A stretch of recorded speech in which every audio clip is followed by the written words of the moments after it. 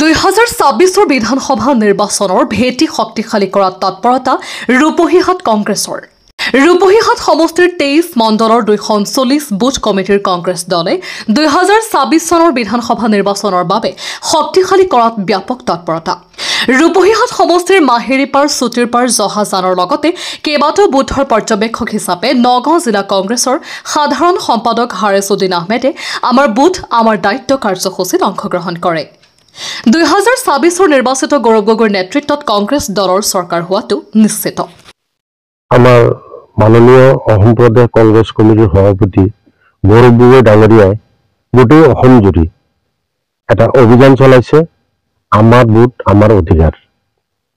সেইটো আমাৰ ৰূপহীহাট সমষ্টি মাননীয় বিধায়ক নুৰহুদা সাহেবৰ নেতৃত্বত আমি ৰূপহীহাট সমষ্টিত 239টা বুথ কমিটি আছে 239টা বুথ কমিটিত আমি অবজাৰ্ভাৰ হিচাপে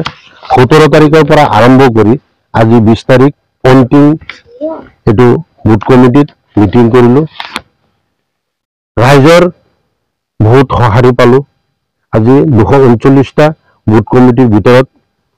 আজি আমাৰ 23টা গাঁও পঞ্চায়ত আছে 23টা গাঁও পঞ্চায়ত লৈ এটা সমষ্টি ৰূপহীহাট সমষ্টি যেটো সমষ্টিৰ প্ৰতিনিধিত্ব কৰি আছে আজি 10 বছৰি মাননীয় বিধায়ক নুৰহুদা সাহেব তেখেতৰ ইনে কংগ্ৰেছৰ যিখিনি মানুহ আত্মীষ্ট হৈছে এতিয়া আমি বুটে বুটে আহি গোটেইখিনি কথা গম পালো আৰু অহা 26 চনত দেখা পাইছে আমাৰ ৰূপহীহাট বিধানসভা সমষ্টিত কোনো ধৰণৰ অসুবিধা নাই ইয়াত বিধায়ক হিচাপে আমাৰ নুৰহুদা সাহেব বিপুলপুৰত জয়ী হ'ব আৰু অসমৰ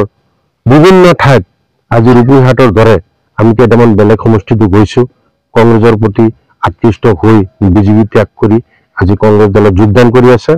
কাৰণ এটা কথাই মানুহে বহুত এই বৰ্তমান চৰকাৰে আমাৰ মানুহক বহুত কষ্ট ভোগ দি আছে অন্যায় কৰি আছে অত্যাচাৰ কৰিছে এইবিলাক সহ্য কৰিব নোৱাৰাত আজি কংগ্ৰেছ দলক সদল বলে মহিলাই হওক যুৱক হওক আজি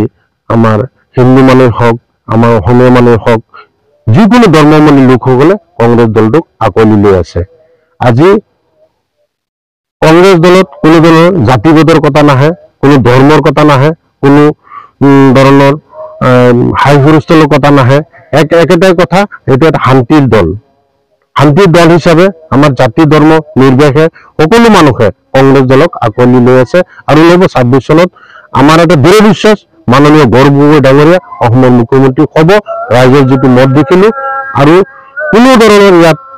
কোনো ৰাস্তা নাই কংগ্ৰেছৰ বাহিৰে সকলো ধৰ্মাৱলম্বী লোকে কংগ্ৰেছ দলক সাপোৰ্ট কৰি আহি আছে হয় আজি চাওক আমি যে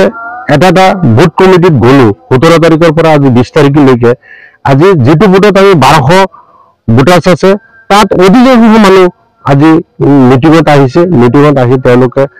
সহাৰি জনাইছে আৰু তেওঁলোকৰ জয়লৈকে চেনেল আছে তেওঁলোকে এই কথাটো বিয়পাই দিছে যে আমাৰ কংগ্ৰেছ দলৰ বাহিৰে কোনো দলৰ আমাৰ কোনো ধৰণৰ আস্থা নাই বিশ্বাস নাই যিবিলাক দলে আমাক ফাঁকি ফুকা দি আছে সেইবিলাক দলক আমি বিশ্বাস নকৰো আৰু 26 চনত আমি এটো এটা খেল দেখুৱাই দিম নাই আমাৰ বিজেপি বলা কোনো ফেক্টৰে নাই অন্য দলৰ কোনো ফেক্টৰ নাই কাৰণ বিজেপি দলে যিখিনি আজি ৰাজতন্ত্ৰ চলাই আছে যে অসমৰ ভিতৰত এজন মানুহে অসম দেশখন চলাই আছে তেওঁলোকৰ কোনো মন্ত্ৰীমানৰ কোনো কাম দেখা নাই আমি কোনো ধৰণৰ প্ৰেচিডেণ্টৰ কাম নাই জিলা পৰিষদৰ কাম নাই এজন মানুহে দেশখন চলাই আছে তেওঁলোকৰ ভিতৰতে নিজৰ কিছুমান খুব প্ৰকাশ কৰি আছে এইটো সময়ত ওলাই যাব এইটো সময়ত আপোনালোকে সবেই দেখা পাব যে এক নাগৰ বাৰ্তাত কোনো ধৰণৰ ৰাইজক শান্তি কৰিব পৰা নাই এতিয়া পাৱাৰত আছে ক্ষমতাত আছে তেওঁলোকে কৰি আছে আমি সহ্য কৰি আছো 26 যদি ৰাইজে আৰু কোনো সহ্য নকৰে